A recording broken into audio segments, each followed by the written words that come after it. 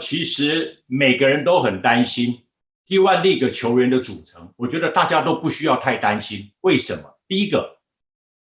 ，Plus League 去年成立的时候，它真正严格只有2支球队，一个是梦想家，一个就是富邦。桃园的领航员基本上他就是湖人的分出来的，所以他一支新球队是谁？是新竹的工程师。大家回去想一想，当初梦想家的组成跟工程师的组成都是捡 SBL 合约满的老将或大家不要的球员，这就是很现实的问题。所以他联盟还是组起来。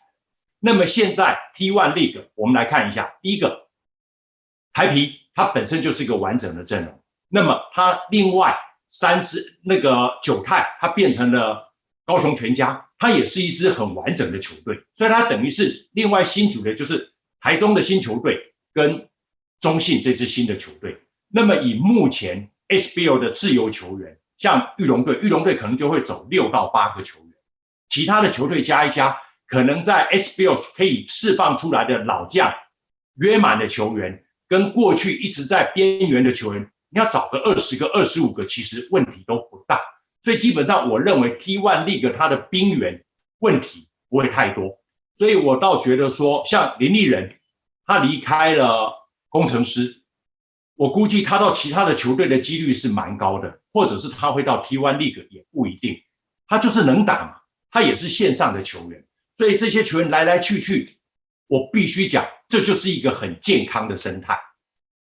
林立人在工程师其实他的角色跟他的戏份并不高，所以换一支球队，搞不好他可以成为球队的主力也不一定。我觉得这对工程师的提升，这对林立人的未来发展，还有其他新球队想要找到更好的球员，我觉得这都是一个很正面的事情。陈哲宇如果把体能调回来，他能不能打？他当然能打，他还不到30岁，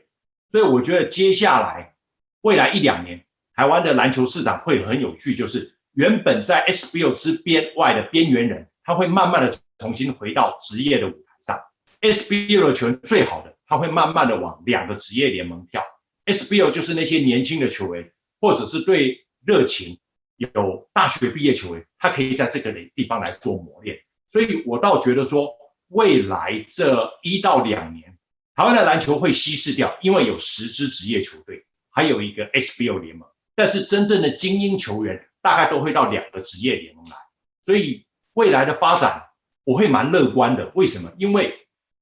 台湾就是需要一个竞争，